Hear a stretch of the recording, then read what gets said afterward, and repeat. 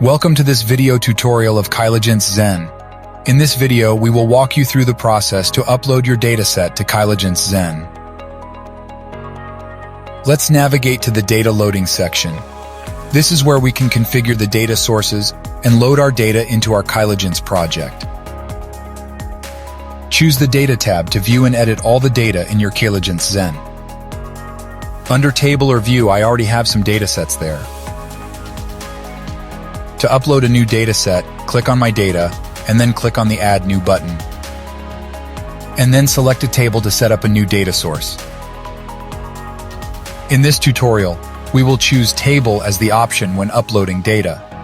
Kyligence Zen supports CSV format and can also be connected to Amazon S3.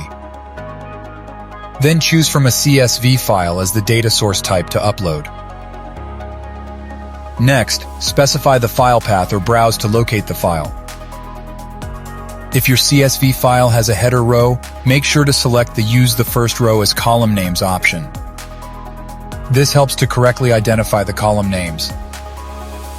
The delimiter in CSV files will be automatically detected.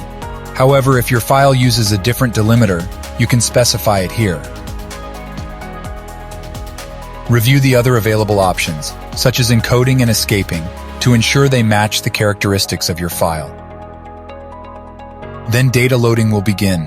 You can monitor the progress and view any messages that appear during the process. Congratulations!